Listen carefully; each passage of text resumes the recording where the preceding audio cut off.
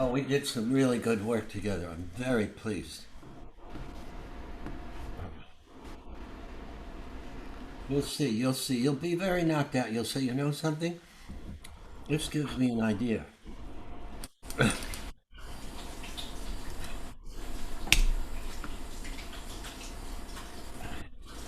You'll see. You'll see. Not just a pretty face.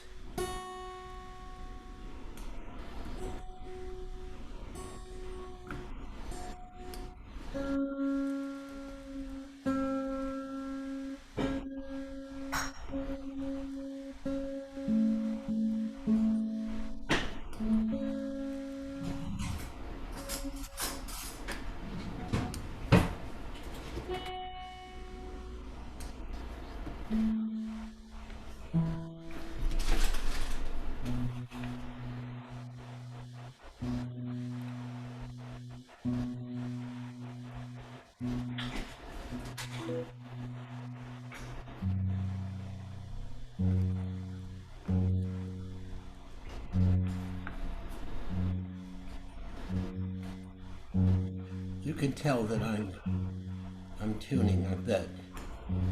You folks. Does that sound like tuning or not? You know what?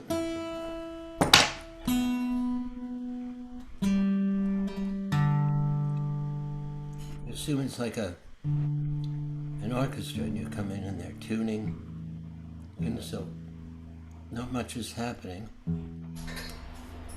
You hear strings going a little sharp or a little flat.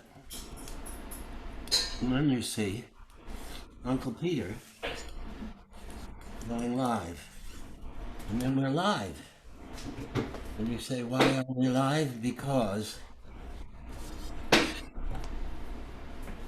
we gotta be live. This is the time to be live. All right. Now, how's that? Oh, well, okay. That's better. All right.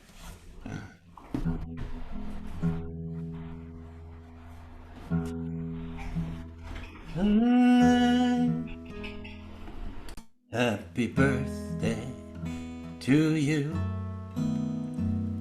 Happy birthday to you. Happy birthday, dear Samir. Happy birthday to you. Did you know that Samir is 32? No, he's 33 or 45 or 30, who. 38, I think that's a very young age. Happy birthday to you. Happy birthday to you. Everybody sing. Happy birthday to you. You're not singing. This is Samir. Samir has done the sound, and he's done the technology, and he sings, and you're not singing. Okay, happy birthday to you. Could you post a message saying happy birthday, Samir? Can you? Can you say, there you are, Carol Nash got to it. Barbara Burton, howdy, happy birthday, Samir. Happy birthday to you. Happy birthday to you. Happy birthday, dear Samir. Happy birthday to you, yeah.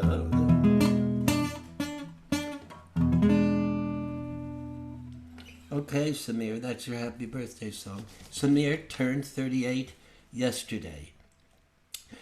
And I asked him if he's going to stay 38, and he said he'll consider it. I advised him that it was a good idea because that's what I did. I stayed it. Now, tonight we meet after a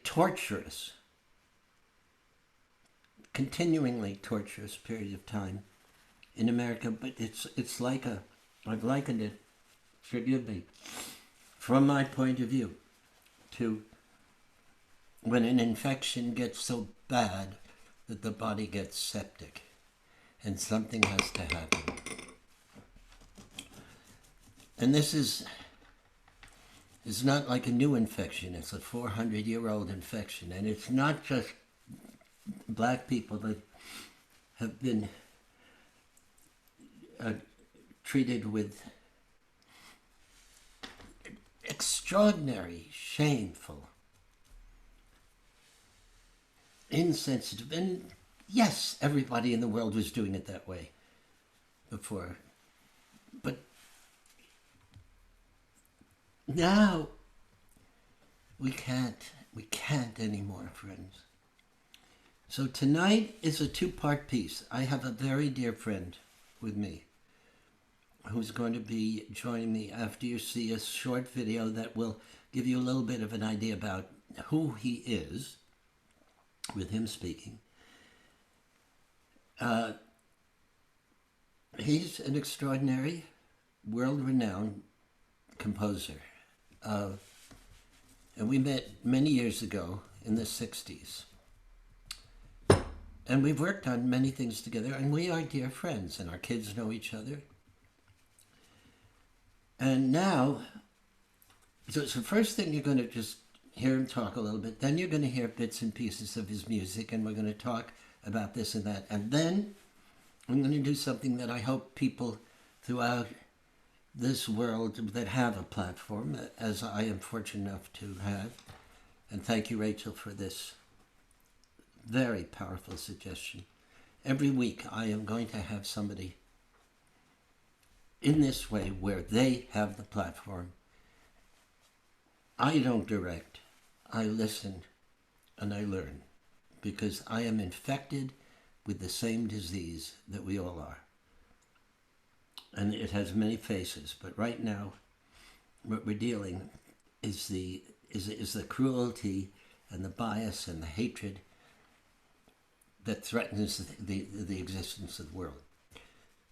But we also have moments in this of enlightenment and togetherness and the good feeling that we are moving somehow beyond our own stupidity, my own stupidity, my own blindness. And at the age of 82, not like 38, but not unlike 38, it's a great privilege. So, watch this now, and when we come out of it, you'll see a slightly older version of the person who's going to be talking. Samir, it's up to you.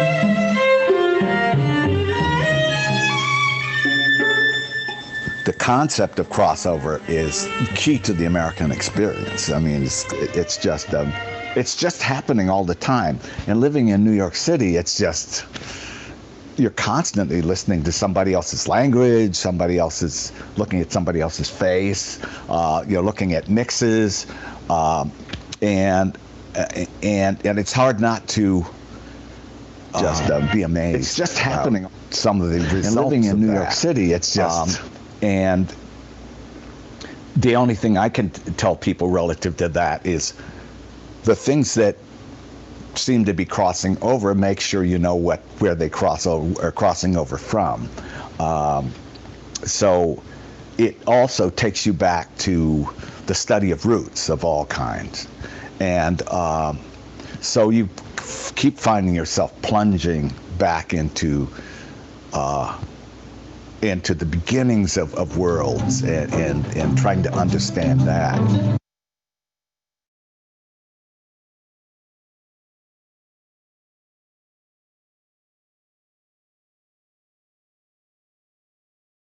That's Carman Moore. And Carman Moore, here he is on the top of the screen, muted, but he's going to be unmuted in a second. He has to unmute himself, or Samir is going to unmute him. Samir, can you unmute Carman, or Carman, can you unmute yourself? Unmute. All right. And do you hear me? Yes, that was you in an interview in the capacity of being the music critic for Village Voice. Yeah. Village Voice for many years, of all kinds of music all Yeah. over New York that were live, with a point of view that was comprehensive because of your background. Can you say hello to my friends and tell them a little bit? Okay, Samir, can you? I mean, Carman, it looks as if you're looking down, so you have to look up at the at the at the at Oh, the, at at the, that green thing up at the there? green thing. Yes, Okay, up that's here, okay. up here. All Yeah. right. All All right. right. That's where And, your green thing okay, that's it. He's my junior by at least a month and a half. is. So what? Hi. Yeah, it's up to you a little bit. Well, Peter, I went to Ohio State University and discovered that I was supposed to be a composer at a certain point because I kept hearing these phrases and these pieces and they I assumed somebody else had written them or they came from somewhere else. And all of a sudden, I thought, you know what? Maybe I should find out. Maybe I should be composing. So that's where that part of things started. Um, uh, and obviously, I had to go to New York City in order to learn how to do this. Came Was sent to study with this wonderful guy, Hall Overton, who happened to be both an excellent he's white, excellent jazz music pianist and excellent contemporary music composer. And so I studied with him. Steve Reich also studied with him, and Alvin Singleton also studied with him. Uh, and he helped uh, Thelonious Monk put together his town hall, famous town hall big band thing. Anyway, so uh, I didn't know what to expect coming to New York. I didn't realize it was in the middle of the sense of the '60s, and it was very vital to me that I was studying composition in this particular city at that particular time because, as I said in that little clip that started this thing off, it's like you're constantly involved with other people's sounds, other people's uh, uh, languages. And when you hear other people's languages, you also hear other people's rhythm.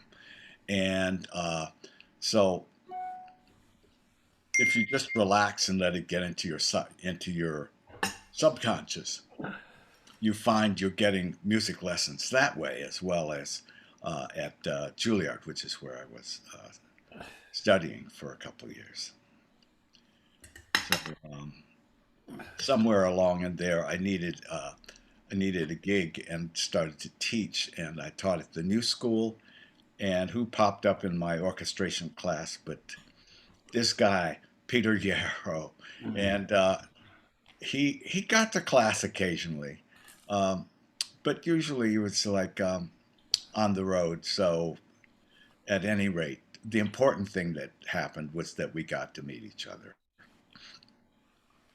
and became fast friends and lifelong friends. All this is true, and and it, we lived through an incredible period in which there was a feeling that things were happening in the world that opened our hearts and our eyes Yeah, and threw out some of the jaded Victoriana misconceptions of this is the way you're supposed to talk to each other, and this is the way you're supposed to feel towards each other, and this is the way you're supposed to. I mean, it was Yes. the prescription that that forbade the kind of explosion of a sense of individuality. It came from a place of enforced societal conformity to a place of the discovery of the belief that we had a right to our own hearts. Yeah. Yep. And Yep. and in that, music evolved extraordinarily, and that's what I want you to hear.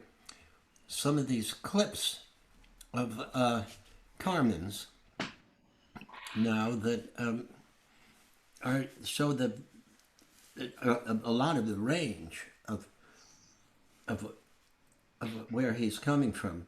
One of the things that happened to us happened between a very famous conductor and Carmen and myself, and we had met this conductor in Tokyo when he was conductor of the Tokyo Symphony Orchestra, but he later went to San Francisco and then the Boston Symphony Orchestra and up in Tanglewood, and he is a legend.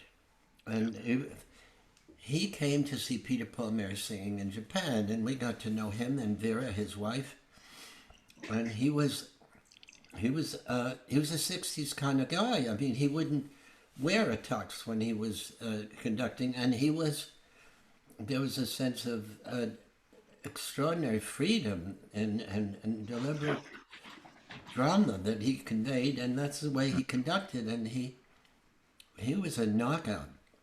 And I introduced him to Carmen, and before long, Carmen was writing a piece for him. Carmen, tell them a bit about that. The piece was gospel fused. The conductor was Seiji Ozawa, and and this was a piece I had decided to in which I decided to have gospel music and symphonic music at the same time.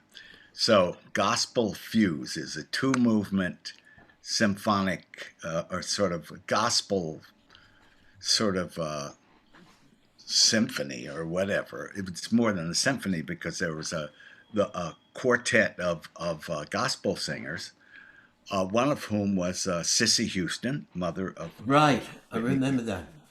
and she just was just amazing on this. She didn't read music, and yet she once she learned the part, she just had it cold. She was like she could have you could have like written the score from what she sang because she was so both correct with it and gospel, uh, flamboyant with it.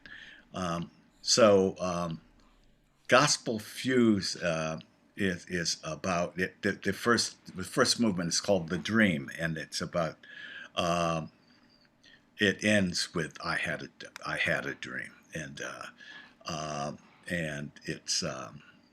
it's quite a piece. I have to really re-record it and get it out. But it's been played by the Cleveland Orchestra, and Seiji was conducting San Francisco Symphony Orchestra at that time, and it was very, very well received.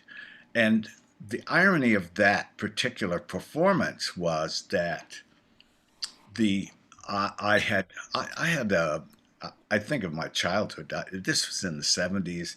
I had just gotten out of Juilliard and I was composing like mad, and things were just falling into my lap. And I had a commission from the New York Philharmonic Orchestra from right Pierre Boulez decided that I should write a piece for the New York Philharmonic, and I said, yeah, and the uh, irony of the whole thing was that's fine, and I was flying along and almost finished with. I had finished Gospel Fuse, and they had uh, scheduled it, and then the New York Philharmonic. I was almost finished with that piece, and I found out that it scheduled it for the night after in 19. I think it was 70, 78. I don't know. It was like February 28th and February 29th. One in San Francisco and the other in New York City. And so I had to fly back and forth for me, right? Uh, the only thing that was terrifying about that at the time was that I figured I could have had two flops, a flop on each coast, and be scraping the tomatoes off my face from Gospel Fuse, and then get another batch volley at Philharmonic Hall, is what it was called at the time. However, both were big successes, and of special interest to the uh, um, Wildfires and Field Songs, which is the symphony that I did for the New York Philharmonic, was that there are many things unusual about it. But I had met John Lennon by then, become friends with him, and Yoko, and uh, my they came. He and Yoko came to the performance, and met John in the lobby before going up, and he had on this sort of Abraham Lincoln jacket and suit and whatever, and Elvis Lives button on, and he was seemed a little nervous. He said, "I've never been to one of these things. Do I look okay?" I said, "You look splendid, John. You know, whatever." And so it was that kind of thing. You know, I am appreciating it a lot more now than I was then. Of course, then it was just the challenge of having written two great big symphonic works, and and just turned it over to the world to hear. And the thing is that at the time we did take all this for granted. You know, when you're in love, you're not measuring it. Totally. You're just doing it. And Yeah. I never told you this, Carmen, but I was called by oh God, what's his name? We worked with Phil Ramone. He wrote the Santa Fe. No, on oh. I can't help you. I'm trying to remember the name of this person. Hang on. Uh, he used to do all the songs for Dionne Warwick. What the world needs now is love. Oh, yeah, Yeah, somebody tell us on the thing yeah. who that is. That's easy. In any event, That's he easy. was doing an album of songs that he had written, and he asked me to do a song called "Young Grow Younger Every Day." And then Phil Ramone, who was a great producer, called me in, and one of the singers on that session was Sissy Houston. Oh, So, and she was the premier backup singer in New York. She was the mother yes, she of was. Whitney Houston. For you who don't get it, and the other thing that you should know, interestingly enough, Peter, Paul, and Mary, when we first played the Hollywood Bowl, we were told we had to have an opening act. And we said we don't want an opening act. Burt Bacharach, thank you, Mary. Burt Bacharach. Yeah, Right. yeah. So you have to have an opening act, and we don't need an opening act. We had gone on with we were the opening act for Sammy Davis Jr. the year before, but now we had happened. So and it was 17,000 seats, and it was filled, and it was. So I said, well, if they want us to have it, then we're going to give them an education. And I said, we're going to have Thelonious Monk. Oh, And he came on. you're kidding. And before Right. I sang a song and told them a little bit about who he was because he was beyond the scope of a lot of people. Yeah, yeah, it's two different But worlds. of course, he was a genius and a Yeah. trailblazer par excellence. So those were the halcyon years. Now, so I've just done something that I always wanted to do. When I remember when Chevy Chase hosted, I think it was the Grammys or the Academy Awards. He came out, and everybody else is in a tuxedo and everything, or black tie and da da da.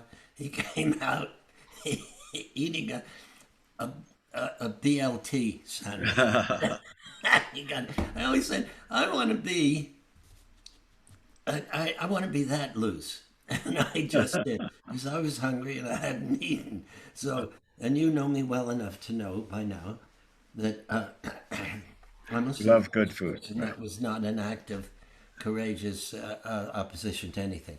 So I want you to, and I had the best time, Carmen, picking these little pieces out. They're just little segments Yeah.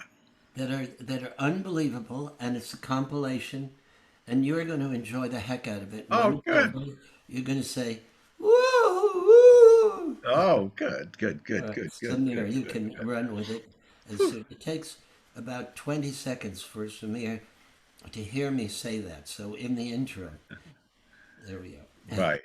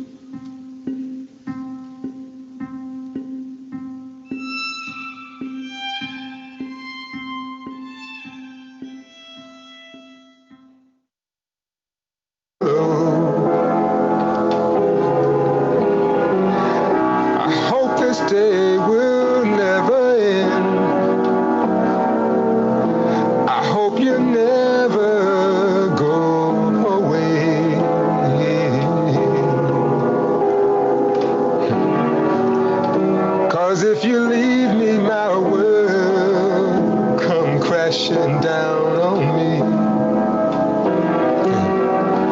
You see, I might be free, but then my life would be lonely.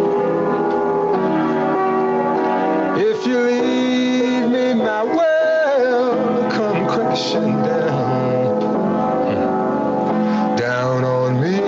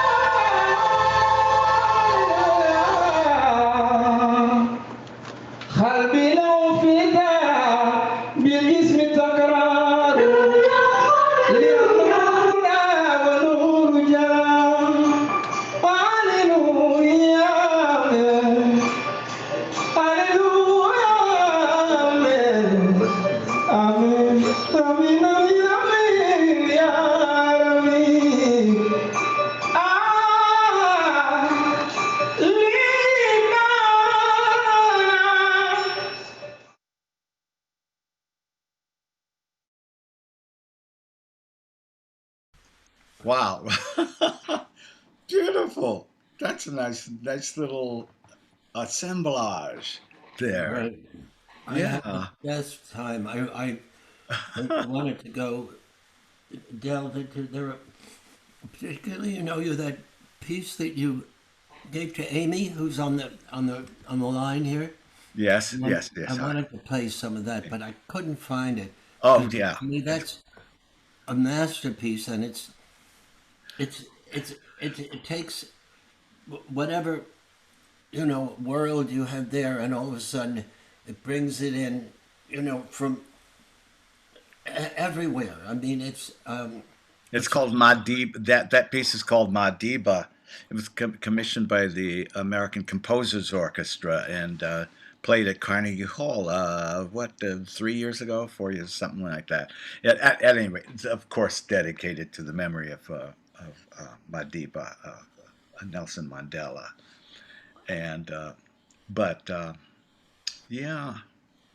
Uh, yeah. I should just say what these other pieces were that you quoted from. The first one, that loud one, is actually called the quiet piece, and it's with the dancer, and uh, is then that the the next. snake dancer? No, that's not. That's a different one. But they both uh, are from Japan and are modern dancers from Japan who've come to New York to express themselves. Uh, the Mystery of Tao was the next piece with the birds flying and I sort of admire the Taoist philosophy and approach to life, which is basically you can do anything you want to. Um, and then the next one, "Down on Me," actually I didn't write, and I've forgotten the name of the guy who's singing it. No, but you wrote the piano piece, the part, did you not? Yes, definitely, definitely, yes, that's mine. Um, it's just this. At any rate, he's Nina Simone's brother. I've forgotten his name. God, it's awful. And then that Alleluia is one that I did at the UN um, for. It's a children's choir piece that's part of this enormous piece I wrote called Mass for the 21st Century that was commissioned by Lincoln Center, done outdoors. In 1994, I was a little ahead of the 21st century there, but had to get it out. And the it's Alleluia, Alleluia from Mass for the 21st Century, and the uh, singer, the solo singer, is from is an African singer named Mordior Sek, who is sort of from a famous family that memorizes the history of tribal history for thousands of years and sings it back, and they remember it because of singing. What from So, which country? Was that from Niger or from? uh, um, no, from Senegal. Oh, Yeah, he's Senegalese, and at any rate, so we found a way to put him together with this other piece, and this piece called Alleluia is it starts out with just the children's choir just singing the line. Then I start putting different kinds of accompaniment underneath, and then the African singer who has led them in um, joins, and then they break into this big gospel bust out to close the piece. So it's the same melody over and over again that just travels the world because of the accompaniment. So yeah, a lot of people are uh, very knocked out by accompaniments, but some of those are pretty stock, and so I like to just point out that composing is more than that. Composing is like, well, it is also that, and which the accompaniment can create a world, and you can shift worlds by what you put under an otherwise innocent melody line. So yeah. one of the things I've learned, but you can notice I've just sort of putting together all these worlds together, and they're experiments when I start, and then but they keep working. So Well, they are to me. They're part of what was a wonderful evolution. It was kind of the evolution of American music yeah, that uh, brought about jazz, brought about the fusion of African slave music, gospel music, country music, jazz, rock and roll. yeah, That's what it emerged from. Then when you're doing this, it reminds me of the feeling that we had in the 1960s when people said, "Well, you're not doing it right. It's not that's not the way you sing that song. That's not the way they did it." And well, that's the whole point. We're living now, and yeah, and, yeah, and to me, what this fusion that was your gospel fuse uh, uh, yeah, was, and all of these things point to a kind of a musical way of dancing yeah, with each other, and it's terribly powerful and painful and beautiful. And now I want to go to something that's very contemporary that you've been working on. yeah, That I went down and I made this video. I was sitting there in the front row at right, Judson Memorial Church, which is one of the most progressive centers. That's where people go to say things that otherwise would not be said. Yeah. It's a lot of history has happened there, and That's the 60s. Yeah. Yeah. yeah. And so I went there because of this piece that was playing. And can you tell me a little bit about this Emerald extraordinary piece? Yeah, it's called Girl. Well, I've been writing this work with Danish singer Lotte Arnsbjerg, who became we became friends. She came and visited in New York, and then we started writing songs or pieces together. Just I would give her a microphone, and I'd sit at my keyboard here, and we kept coming up with things that were blowing our minds. And at one point, she dared to share with me the fact that she had been abused, sexually abused by an uncle at when she was like 3 or 4 for 2 or 3 years, something like that. It was just awful. I was just totally taken aback by it. And she and I started the next things that we created were about that subject. And it's about the arc of going from the innocence of the child into the abuse, and then the self-abuse that happens so often with people who are abused, and they just treat themselves like old dirty rags and whatever. And then there's this whole part where she comes out. She finds a spiritual way out of it, and to tell the truth, the writing of this piece with me, and she did the words. I would just start something in that had a certain feel, like we were at a certain point in the story, and she would just come sailing in English, God help us, and beautiful poetic English. She would come sailing in with it, with an understanding of it, and that was amazing. So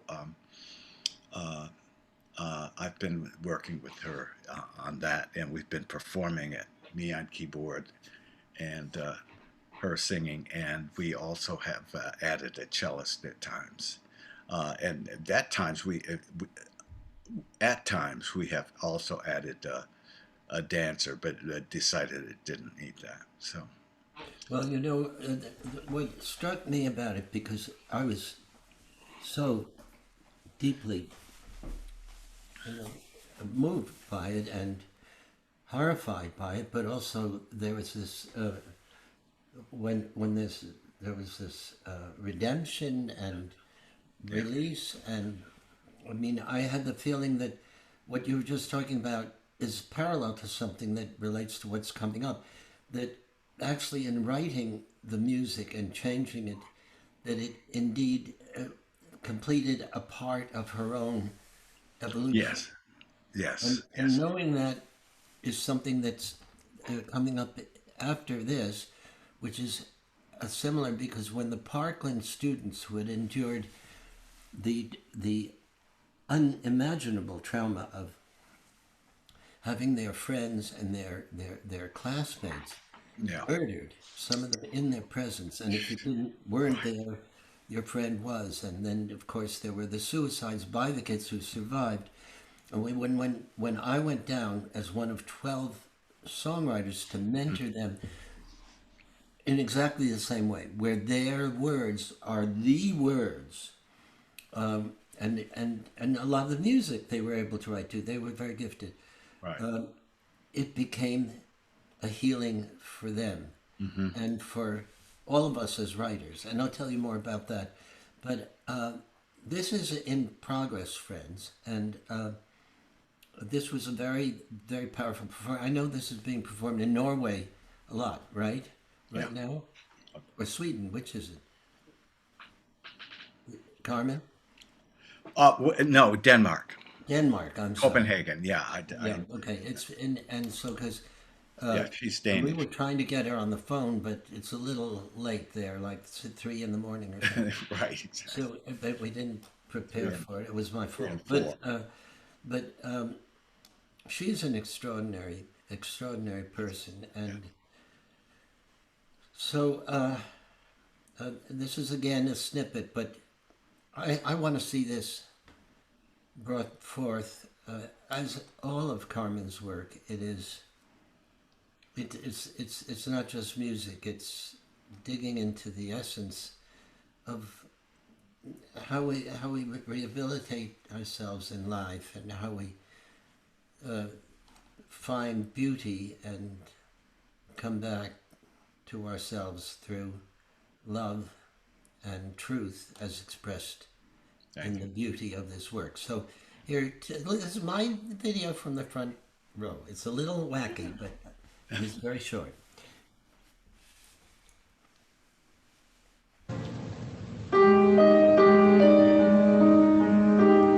I look at the white sea, it becomes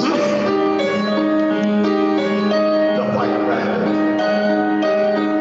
It screams very high inside my ears. It wants me to leave my body.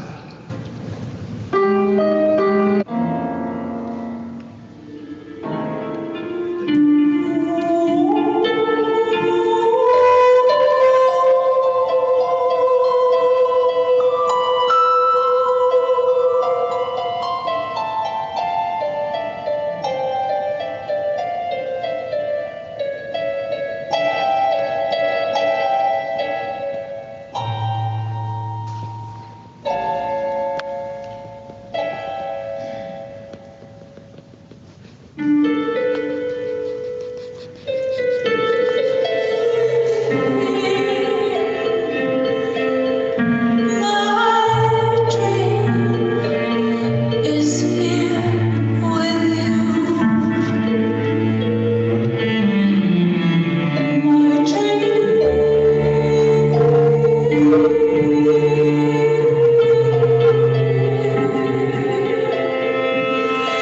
My dream is here with you.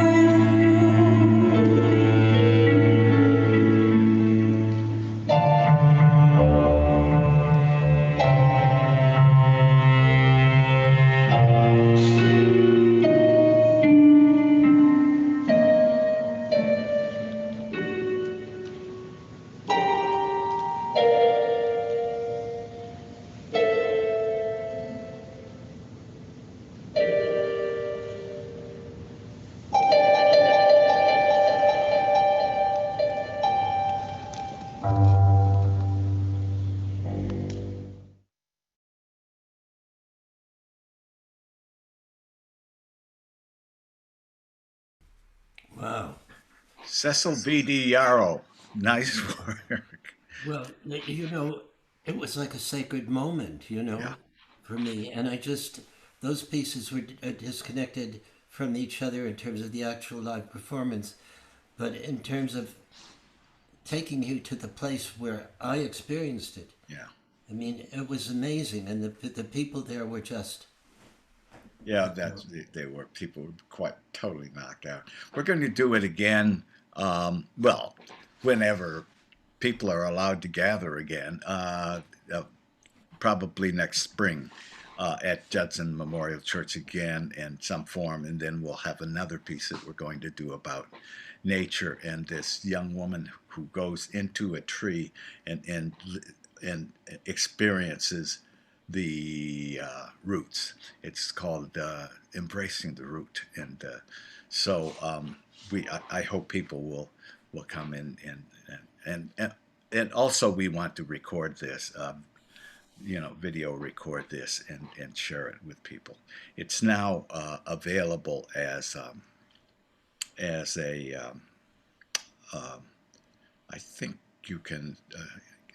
I have to figure out how to get it. Maybe I can share that with you. you're not a very good businessman. I'm awful. Yes, I know. Thank God. I But just hit my level of expertise when I actually tried to figure out how people could get this recording. Uh, Right. right. But the Uh, point is really that it is the latest piece of yours that needs to be brought forward, and in this time, and I want to talk about this as as a really important subject in this time of a reset. My feeling, and I'm a Seeger's Raider. That's my that's my arrow. That's my heart.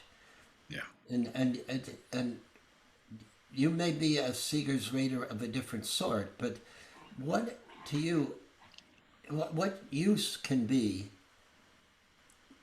music at this point when we're doing a reset?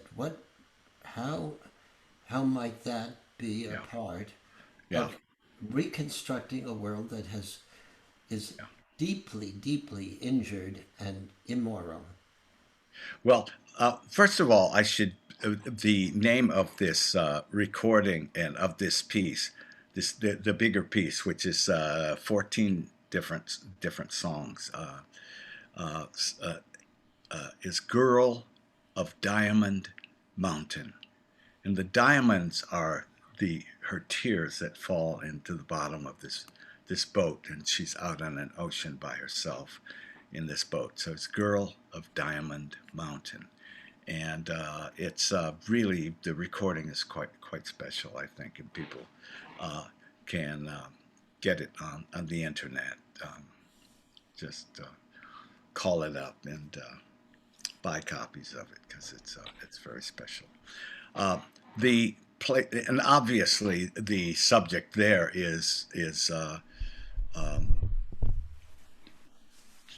child sexual abuse is just something we're taking on specifically, but there are so many things that are screwed up that come out of that bleed out of the same place.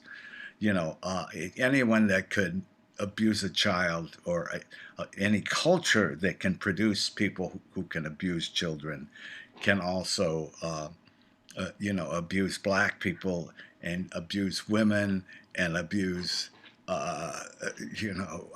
Native Americans and Jews and whatever. It's just I mean, those of us who are trying to fix this place are horrified properly by all of it and understand how any one of these things needs to be is this is a beginning to a solution for all the others. And they're So all interfacing. For instance, uh, people who abuse animals, dogs. yeah, right. We know and it's conversely, we know that if uh, people who are incarcerated have a dog and they form that kind of relationship, magic occurs. So, I Yeah, mean, there are so many dimensions of it. But I think that music, in and of itself, because it bypasses the cerebral cortex to a large degree and affects us in the heart and in the reptilian brain, is getting it gets to us despite our defenses in certain ways and can humanize us. yeah, yeah, yeah, That's what I yeah. think. I think of myself as a composer as someone's creating worlds that are experiences and I'm not talking about pieces necessarily that have lyrics to them. I'm talking about just a certain phrase goes from somewhere da, da, da, da, da, ba, da, ba, da, da, da, da, da, da, da, da, da, da, da, and I can like go from the sense of lullaby to the sense of war, in a heartbeat, and try to teach by that. Um, So it's like it's a monumental gift to have, and composing is I think you're best off to learn it. You know, I best off to go study, best off to listen to hear other masters do it, and the masters can be somebody out in the field, you know, singing a field holler. Um, you know, good is good, and uh, but once you get that inside and sense the power that you have as a composer to create, then you're obliged to create something that uses it to the betterment of everybody who's going to hear it. So Precisely.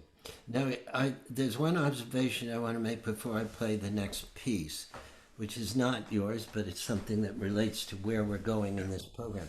yeah, I think both of us are our mother's sons. yeah, My mother was a school teacher, yeah, and you can tell just from the way I'm relating to you and the way I relate to people from the yeah. state. We used to say, Peter's a teacher, Noel Paul is a preacher, and Mary's a screecher, which is, of course, and, you know, because she had such an incredibly powerful voice. I swear to God, she could have been at the Hollywood Bowl without a microphone, and some people would have to had put their fingers in their ears. Mary, that's not your mother. Who he's talking about? That's right. That was Mary, but my mother was a school teacher, and and her whole point of view about relating to people, and how she loved the students, and how she loved to see the flowers grow. That's what Pete Seeger was about. He was about planting and nurturing Yeah, and bringing people together and their hearts together. But hmm your mom, I know from a little bit that I've been delving into, was quite a gal and yeah, ran, from, one pole to the other musically. yeah, yeah, yeah. She we had a an upright piano in the living room, and I had seven brothers and sisters, so she would like dash to the piano and play something, and then chase after whoever the youngest was at that point. I was the oldest, so I didn't get involved in all of that. But she um, um, I'll tell you more about my family later because it's very important to know about. But at any rate, she had been taught by and she would play Liszt and Mozart and whatever, but she also played boogie woogie, you know. So there was all kinds of stuff that came out of that piano, and I all I knew was good and bad, and it all sounded good to me. So you know, so a lot of my mixes, sound mixes, as a composer, are legitimately out of my mom's piano and what she chose to bring forth from it.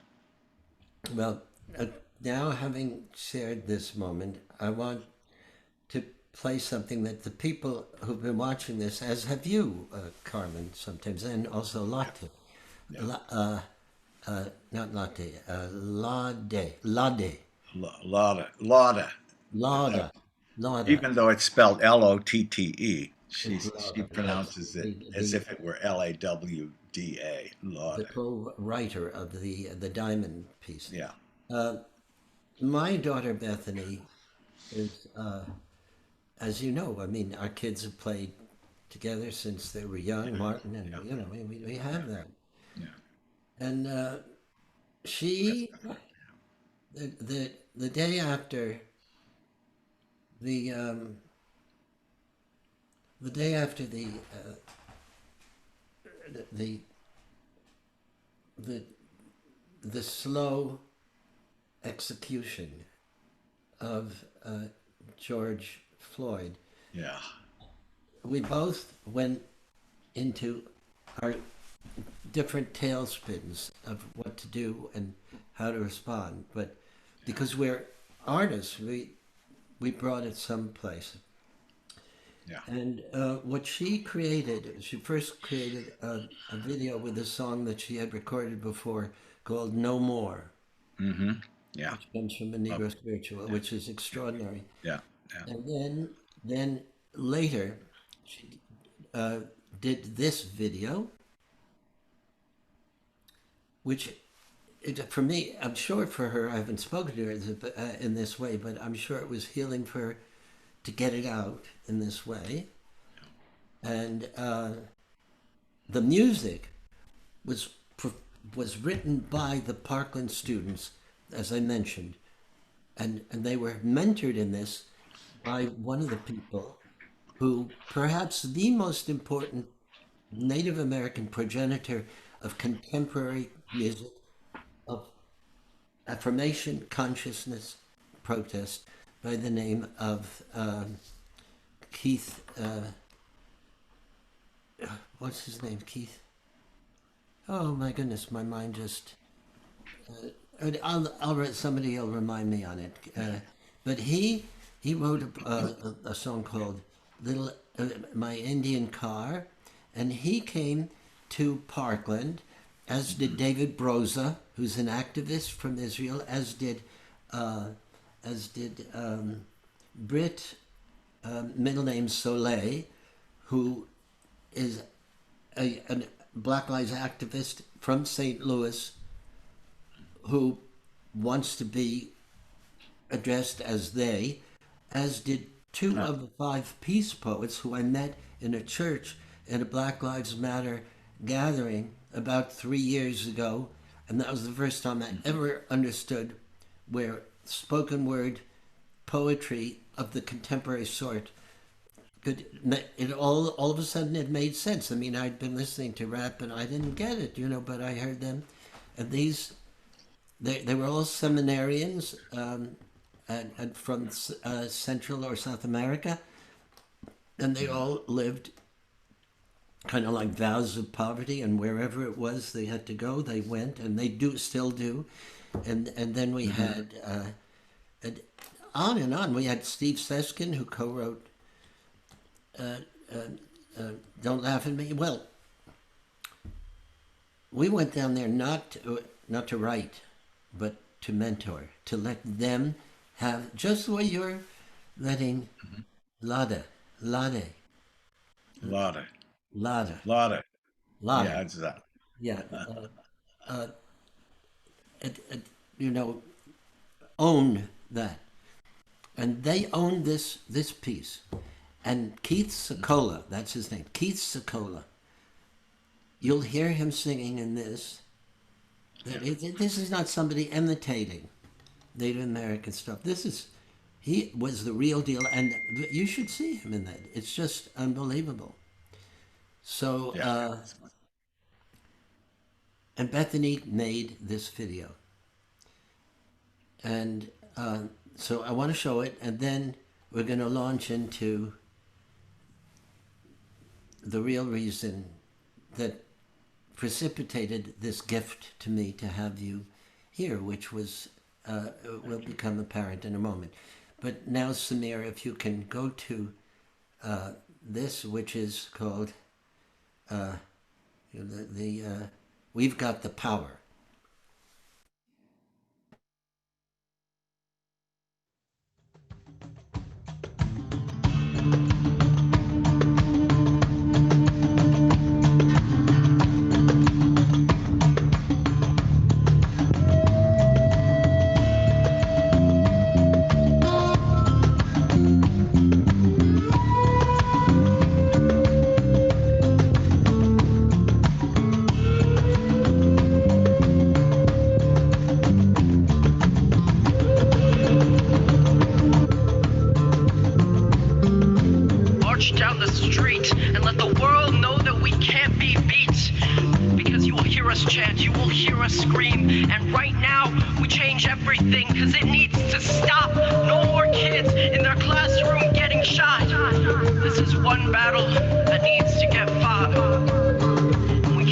This fight.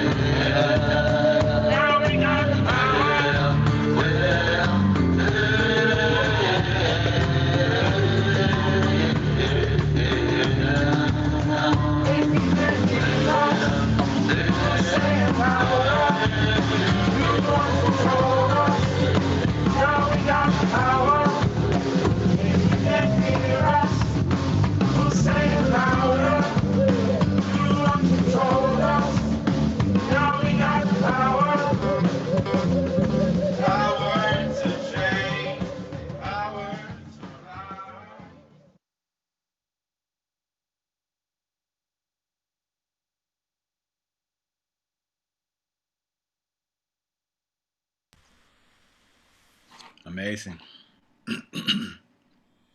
Yeah, yeah, yeah. So that was, It's wonderful that was just, music. It's just yeah, and the whole video is so these are kids, these are high school kids, clear, powerful. except Keith Sakala Yeah. led them on this. And, Wow. and the producer of the record he, there are 10 records on this album, Mm. and each one is more amazing than the last. And they talk about Mm. switching idioms that goes from country to folk to spoken word to, I mean, so thank you, George. George and Beth Gage, who did an extraordinary video on one of their songs. They're great documentary filmmakers. They're on watching it. They did one on The Children Will Lead the Way. That unbelievable. But we're going to leave it at this point, except for the following. As we enter this time, and we see, the many faces that music has historically, and the many ways in which it has reached into our hearts and brought us together in the movements, opened our eyes to sensitivities such as your Diamond extraordinary piece. Yeah. Girl of Diamond Mountain. Yeah. Yeah, Girl on Diamond Gir Mountain. Girl of Diamond Mountain. Girl Yeah. of Diamond Mountain. And I would Yeah. like to, if anybody who knows it has that urge to help to bring that into the broader world, to do its healing and its proclaiming.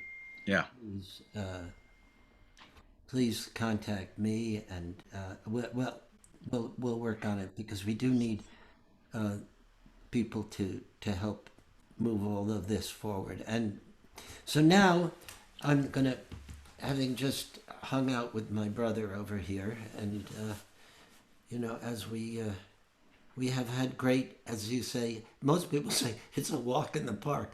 Our Yeah. walks in Central Park are not a walk in the park. They are No. extraordinary explosions. As a matter of fact, Exactly. sure, I took that picture of Carmen when we were on a walk in the Ramble, and Right. In the fall. Yeah, it's beautiful. yeah, Yeah. I love the expression on your face. But now I'm going to ask you to take over. I mean, I'll be here. I'll be listening. I'll be uh, I'll be learning. And what we need for you to bring us to take over. Well, I'll just I'll just share some things about where I've been and um, where I see things from that. I mean, obviously, uh, we both and all agree that we are in a magical time of danger and opportunity. Uh, and, one even dares to think that we, some of us, were dropped onto this earth at this time because uh, it it needed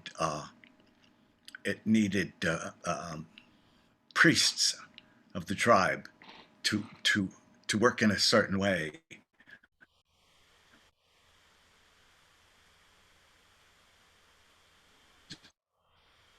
Incidentally, you and I are both African. You know, we're from the the Homo sapien uh, clan. And we've not been here that long, and we're already in danger of not existing. So I think our gifts of music have been uh, staged by the Mother Tao, and that we are here to do work. Um, but my own personal, therefore, I have, even though that actually I was in a spiritual group at one point, uh, learning something or other, and the person running it, this white lady, said, "Do you know why you were born black?" And I thought about it a second, and I said, "Yeah, I think it was a great honor that I would that the great that the great one in the sky decided to bring me manifest me this particular way at this particular time." So at any rate, that's what that was about. But at any rate, my maternal grandfather, whose name, by the way, was Benjamin Franklin, of all things, was the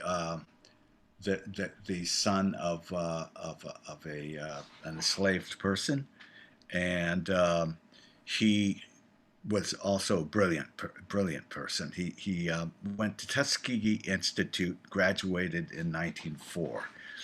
Of course, couldn't get, and he should have been graduated in philosophy because that basically was his interest. But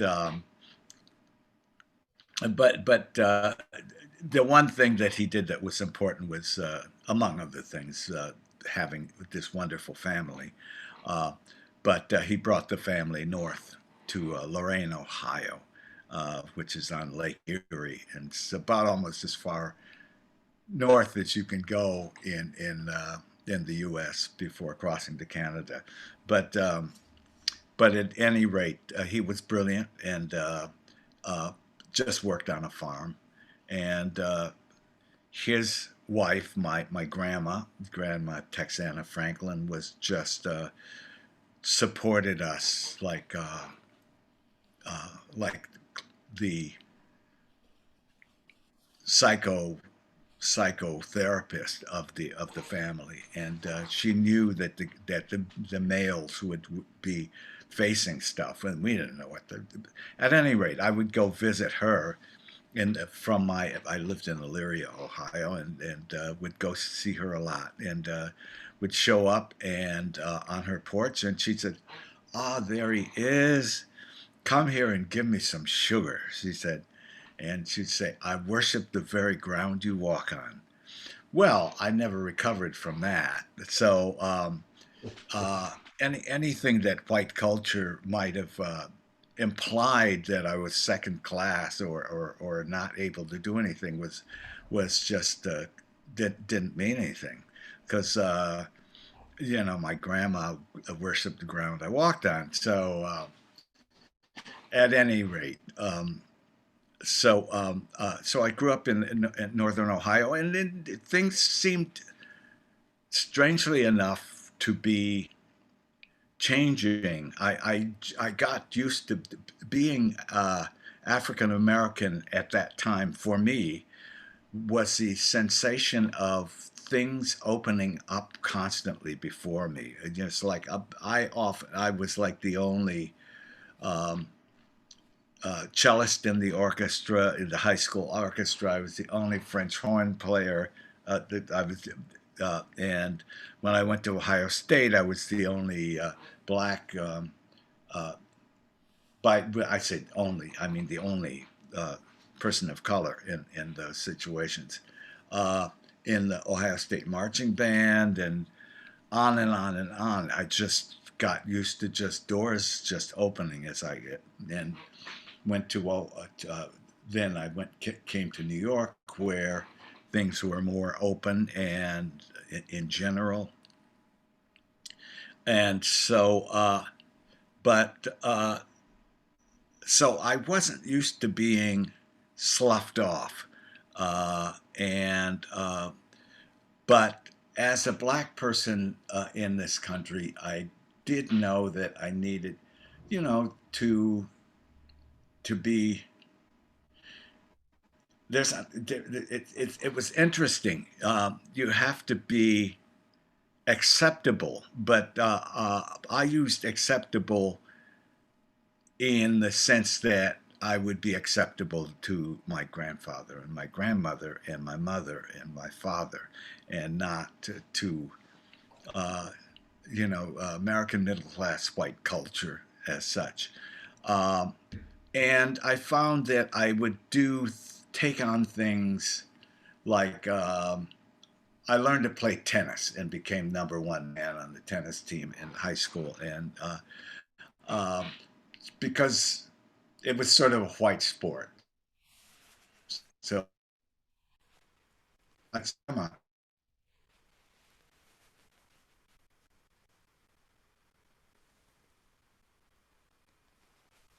Um, and uh, and I loved classical music, so wasn't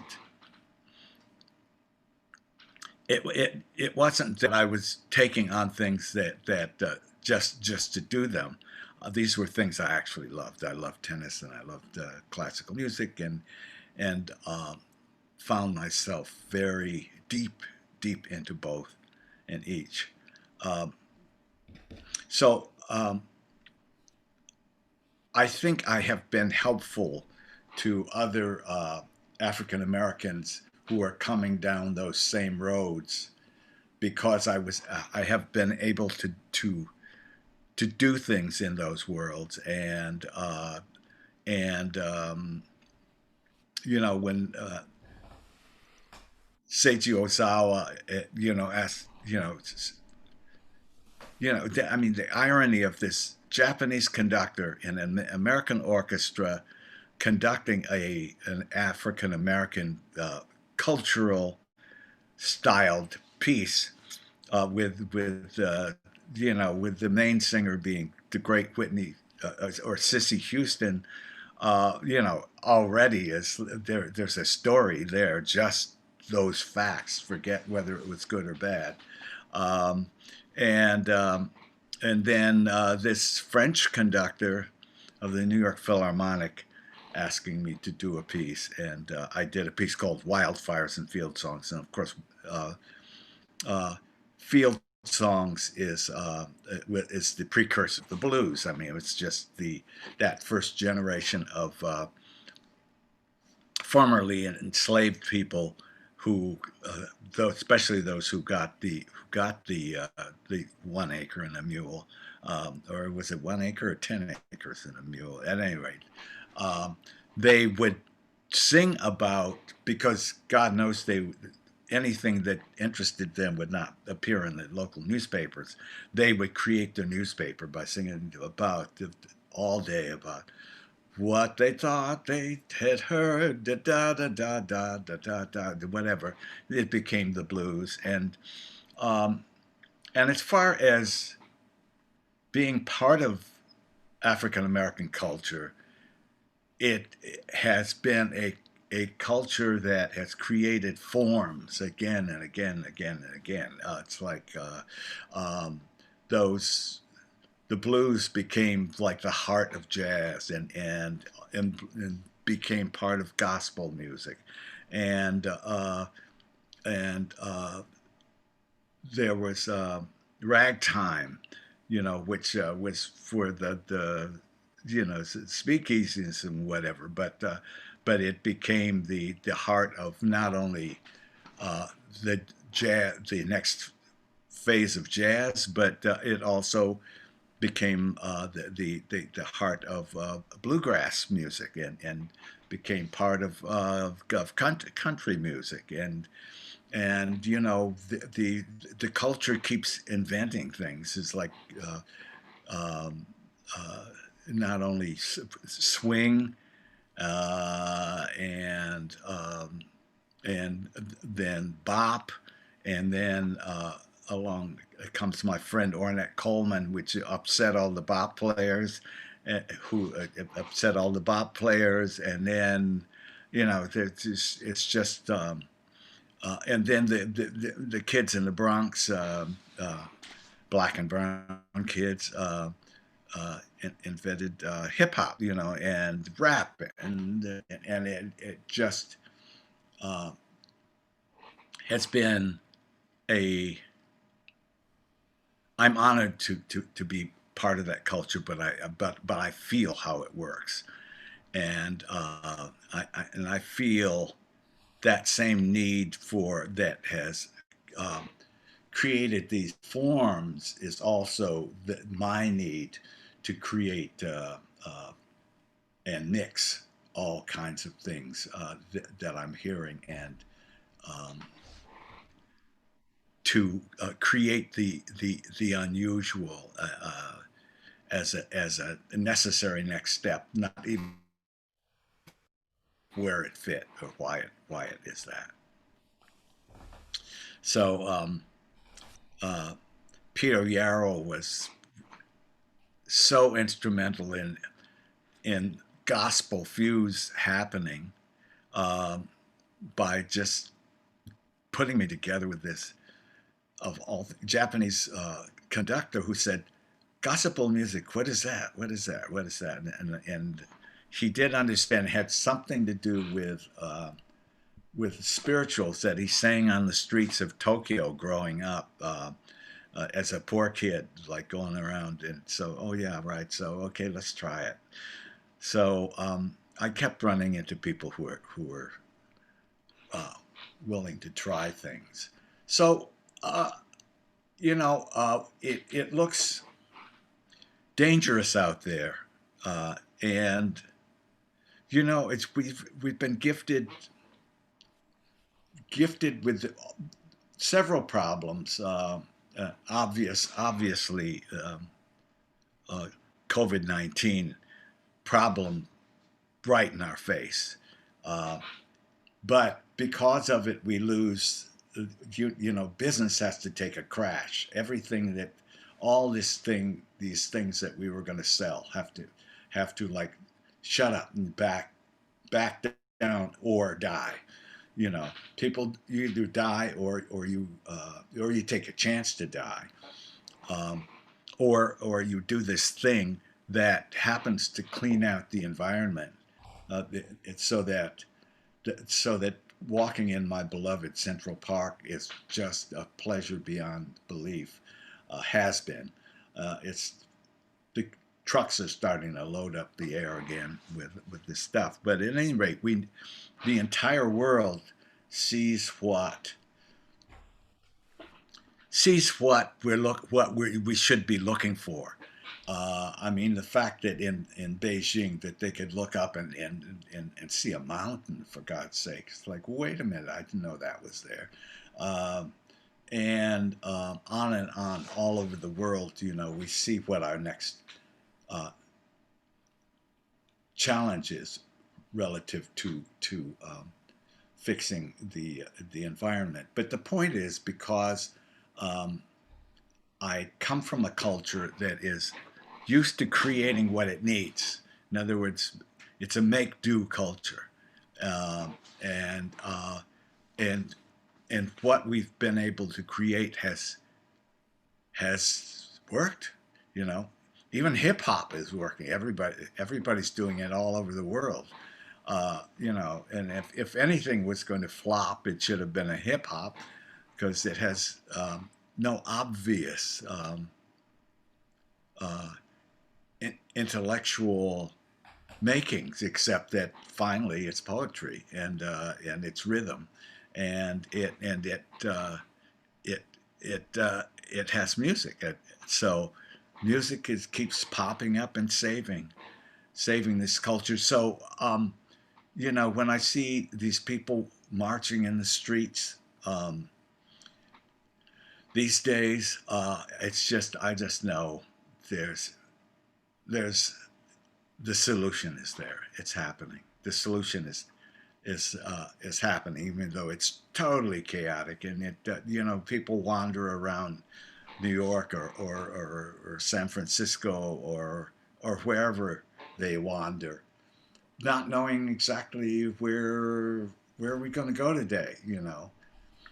It's there's something really beautiful about that because it's called improvisation in music, and it keeps working. So we're going to be okay. What do you think, Peter? I, well, I'm frightened to the core of Yeah. my soul, and I don't. I, I'm not a pessimistic person. I feel that it's a race between the forces of evil that have been unleashed that are the result of the accumulated uh,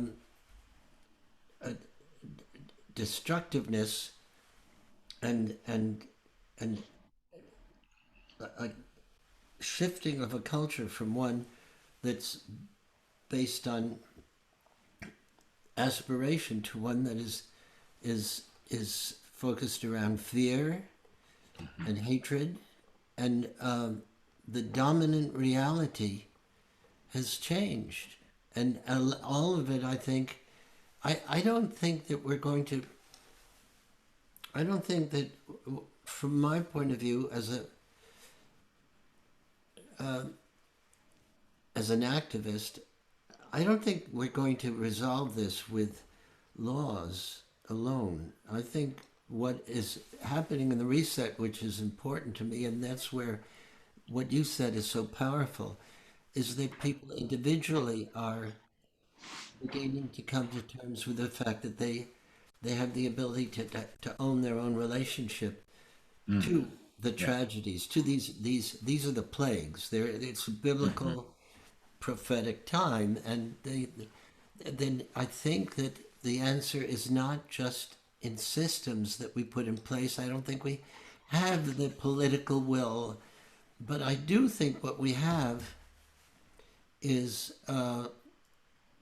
that this extraordinarily painful wake up call that is asking us all, who are we and what do we want to be in life?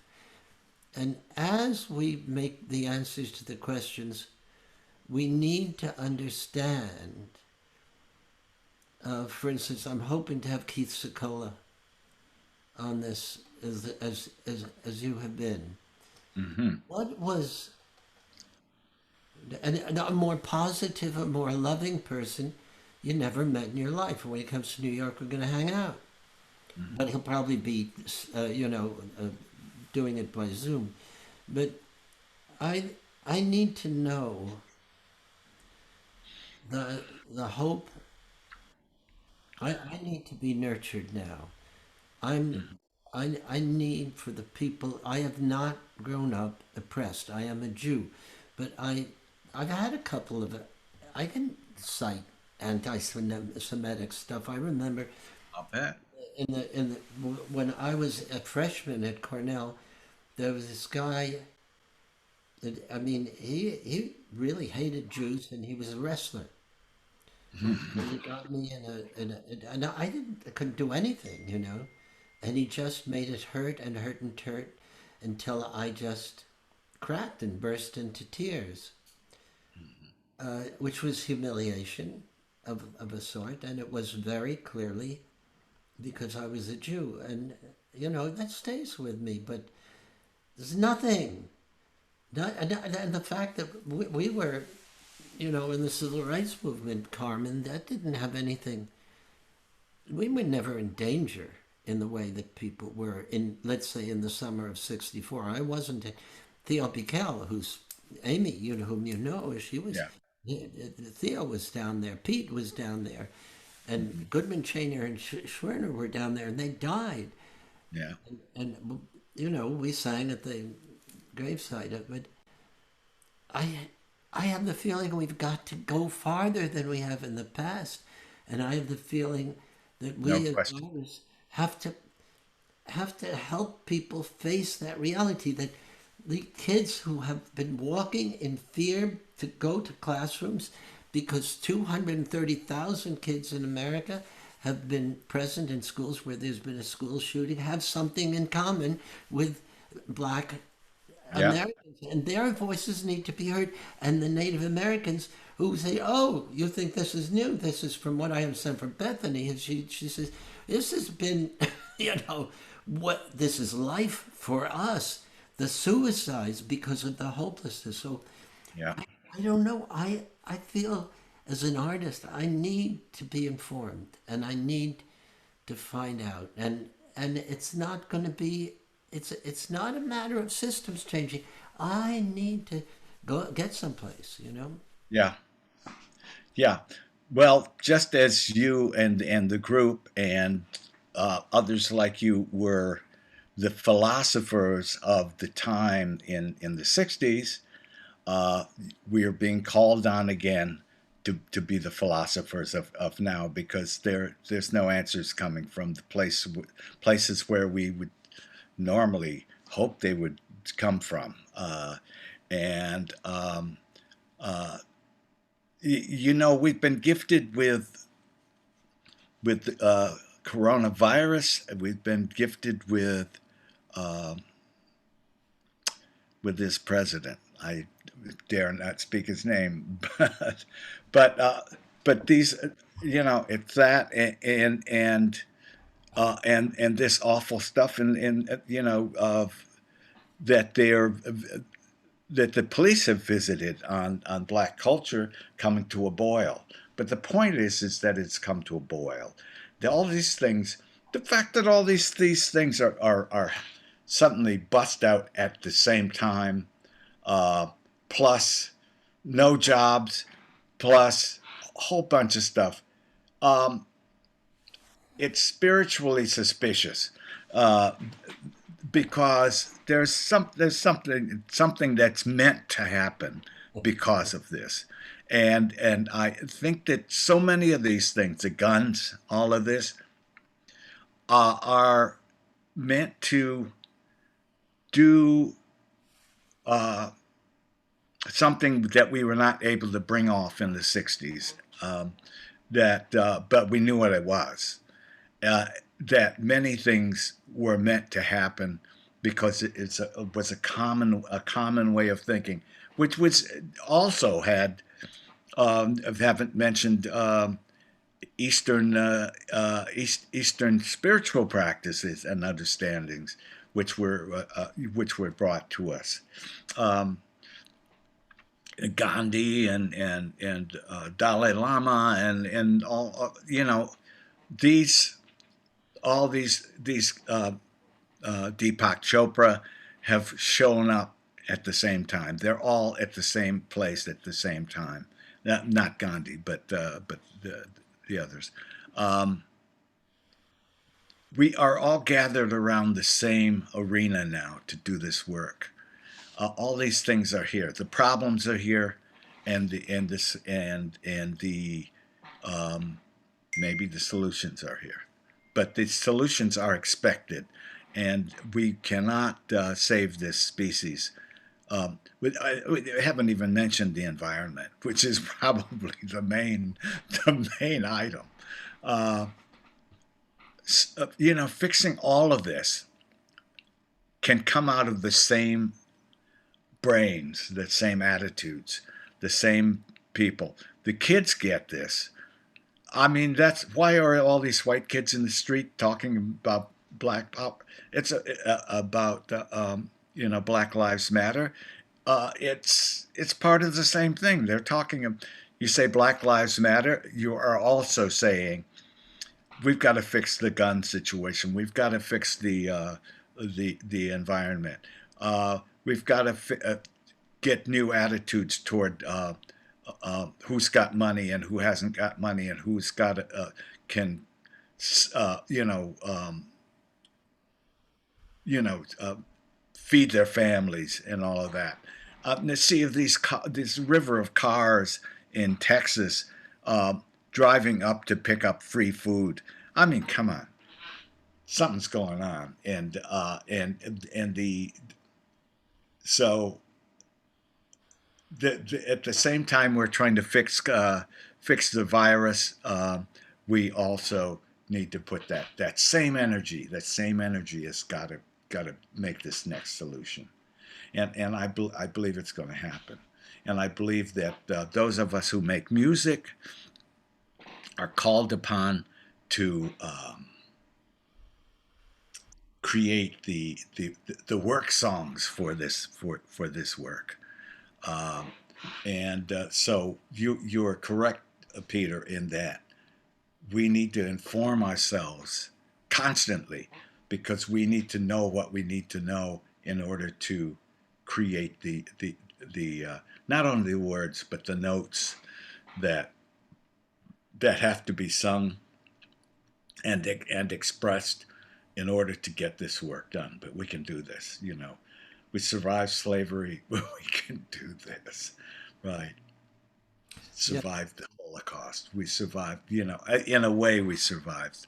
Many of us didn't survive this stuff, but the species has survived, and damn it, we're going to do this. This is we've got a big investment, all of us, in this. I agree, and this is the way to be in it. This is the headspace to be in it. But there's a part of being realistic about this Yeah, that we need to be. We have to understand that we cannot have reconciliation with our extraordinary record of travesties, of inability to yeah, recognize what we have done to Native Americans, the genocide, that what and realize the not the endemic, that's a nice word, the crushing, unbelievable impossibility for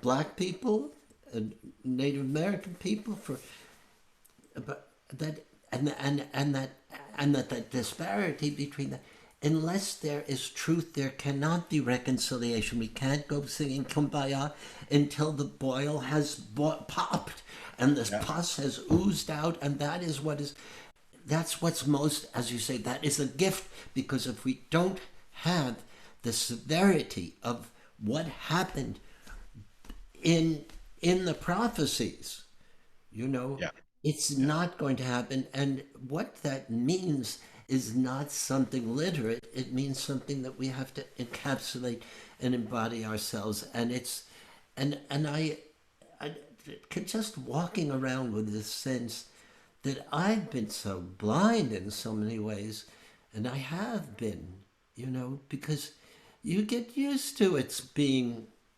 comfortable or easy, or particularly when you've got the kind of acknowledgement and success that we've had. I'm not saying I'm immoral in this way. I'm saying that if I'm not more a part of the solution in a deeper way, and I say that just not just for me, I mean for each of us, then We. it is not going to happen, because it's not going to be by edict. There is no going to be Emancipation Proclamation for No, everybody. You know, okay, now it's okay. It ain't going to be okay. It's going to be slogging through stuff, but at each moment, as you say, the sky will clear, the fishes will run, the plants will grow, the breathing will happen. I want to say, so I want to symbolically express this musically now. We have to have, for me, and thank you, specifically the last things that you said are so powerful to me, because I think they really add up to something. I think we're going to have to keep that tape, my brother. Yeah, I think we've got to have We Shall Overcome. And we also have to have Strange Fruit, where the yeah, agony is felt. And Strange Fruit was, to me, at a certain point, the most powerful of songs that yeah. said the unsayable. Mm-hmm. How do you characterize a lynching? At the Cherry-Eyed Mountain Film Festival, I saw a film about the Taliban's execution of a perceived enemy. That Yeah, wasn't. It was about the Taliban. I don't know how the footage was acquired, but there it was, and there was somebody who was being, sawed in half by, 12-year-old boys. oh while he was alive. And I walked out of that place morally injured. I'd seen something that I couldn't live with, you know. And that's what happened to America. We saw something with George Floyd's slow, Yes. intended killing that is moral injury, and we are suffering from it now. Yeah. And and when you see the pictures of lynchings with people celebrating it, you you think you're in the seventh circle of hell. So I'm Yeah. going to do something now as a thank you and a tribute to Thank you. you. And you are the first, but you will be followed by others who are going to help to whoever is watching, and certainly me, to to feel less alone in the process, Yeah. and to know that I'm marching together with you as I have been for so many years. Yeah. Yes. Yes. Yes. I'm going to sing a wee bit of this. Southern tree, you're a strange fruit. Like where I sing. Southern trees bear a strange fruit. Blood on the leaves and blood at the root. Black bodies swinging in the southern breeze. Strange fruit growing on the poplar trees.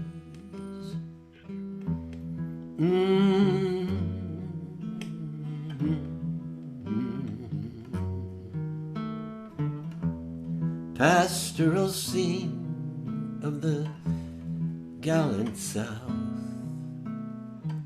the bulging eyes and the twisted mouth, scent of magnolia, sweet and fresh, and the sudden smell of burning flesh. Here's a fruit for the crows to pluck, for the rain to gather, for the wind to suck, for the sun to rot, for the trees to drop. Here's a strange and a bitter crop.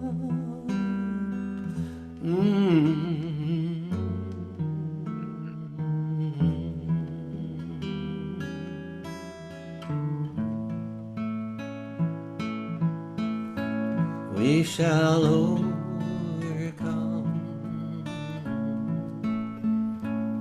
We shall overcome, Carman, my friend. Yeah. We shall overcome someday. Oh, deep in my heart, I do believe we shall overcome someday.